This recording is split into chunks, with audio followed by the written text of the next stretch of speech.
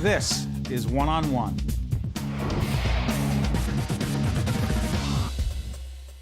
We are proud to be joined by Dr. Paul Levinson, Professor of Communication and Media Studies at Fordham University and author of the book, New Media. Good to see you, Professor. Same here. Hold on, let me get this straight. There was new media, now there's new media? What are we talking about? Well, actually, there's a new edition of the book, and I was tempted to call it new media, but I figured enough was enough already. What are we talking about here? We're talking about Twitter, Facebook, YouTube, Pinterest, Foursquare, and these media are so new, they come out every year with something brand new. Pinterest, for example, didn't even exist 2 years ago. You talk about Pinterest. My son, who actually is a student at Fordham, started talking about Pinterest. I said, what are you talking about? And he showed me a whole page that he has. He has a whole bunch of things on there that he created a page. I said, is that a Facebook page? He said, no. Pinterest. Well, I said, what are you talking about? What is that, by the way? You find images on the web that you like, and you post it to your Pinterest page. What people like about it is... Does that mean interest? Yes, it's pin, like you pin up your interest. Very clever, right? Okay, now here's the question. Let's get right to it. Sure. I'm not going to ask whether it's good, well... You can ask. Good, bad, what? It is what it is? No, it's good. It's hardly bad at all. It's only bad insofar as you have psychos in life, and when they get online, they can do terrible things. But for most people, it's good. It broadens our intellectual horizons. It allows us to get in touch with old friends, to meet people that we otherwise would never have come to know in the first place. It's never been easier to look something up. You have a question about anything, you post it in your status on Facebook, and within minutes, if you have any number of friends, you'll get an answer. In fact, I talk about that in my book. When I was doing research for the book, I posted a question. Within 5 minutes, I had an answer from a former student of mine, Mike Plu, who now lives in Japan. See, that's great stuff. The ability to connect with people you haven't seen for a long time. Problem is, some of them you don't want to see. But that's a beautiful thing. That's a great thing. And getting pieces of information, connecting with people. Let me tell you where I have some concerns. The part of the new media, social media, that keeps us from this. The part of new media and social media that keeps us from the human connection and the dialogue that is face-to-face. You know what I'm talking about? Oh, absolutely. Face-to-face is essential. We are, after all, flesh and blood beings. But if you think about the people who are watching this, they're not seeing us in the flesh either.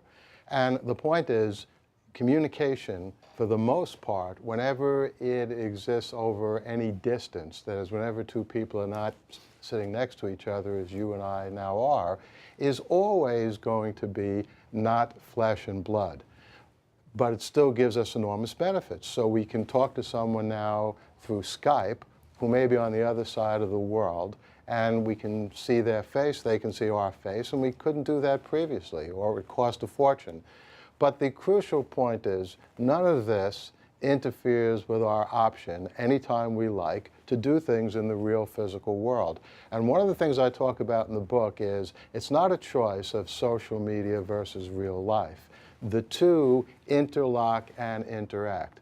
I mentioned Foursquare. It's a place where you check in and you tell people where you are. I checked in before we started the interview. A few months ago... What did you tell people? I said I was about to do a great interview with you on your show. But who are you checking in with? My friends all over the world who are interested in this. Really? Yes. But here's the point. Okay. A month or two ago, I was in a restaurant. This is a true story, with a friend of mine having dinner, and we checked in from the restaurant. And about an hour or two later, I got an email from someone who had been in the restaurant about an hour earlier. We just missed each other. This is a guy I hadn't seen since the late 1970s in my Ph.D. program. He was having dinner in that same restaurant. If I had just been there a little earlier, I would have met this guy, and now we are back in touch. So that's the point. One thing facilitates the other. Talk to me about the connection between new media, social media, and politics. It's a very profound connection. Back in 2008, the Republicans were completely out to lunch when it came to social media. McCain barely knew how to use a computer. His staff didn't have a clue. One of the reasons why Obama did so well is that the Democrats back then did understand how to use it. They used Twitter, Facebook, YouTube. Back in 2004, when Howard Dean was the internet candidate, He didn't get the nomination, and I think the main reason was there was no Twitter or YouTube. That's how new all this stuff is. In 2012, everything has changed because the Republicans and the Democrats are equally savvy about social media. Up in Massachusetts, for example, Scott Brown knows what he's doing. Senator Scott Brown. That's right. So are you saying basically in modern media, in modern campaigning today, you cannot really, no matter what state you are in or you run nationally, you can't really be successful fundraising, organizing, getting people out to vote, doing what you need to do without being really good at this? Yes, and I disagree with people. You sometimes hear critics ranting and raving about there's too much money in politics. This assumes that hypothesis, that there's too much money in politics, that people get brainwashed by what they see on TV. However, survey after survey shows that people make decisions based on what they and their friends and their family think. People are much more influenced by that than some slick ad on television. So it doesn't matter whether Obama has $100 million, Romney has, $150 million. What counts in the end is how effectively they get their message out to people who can talk to each other about that and make their decision. By the way, folks, if you're watching this before the election or after the election, this information will be just as relevant. By the way, finally, before I let you go, Professor, at Fordham you teach what subjects? Well, I teach this, Right. social media. I teach a writing workshop, which I love. I teach courses on the history and philosophy of communication and media. It's a great gig because I teach what I like. And it's a great school. It is. Terrific place. The book is New Media. The author is Dr. Paul Levinson, and the publisher is Penguin Academics. Paul, it's great to have you with us. My Appreciate pleasure. it. Thanks for coming in. Stay right Anytime. there. This is Steve Adubato coming to you from the Tisch WNET studios right here at Lincoln Center. You can see behind me. We'll be right back right after this.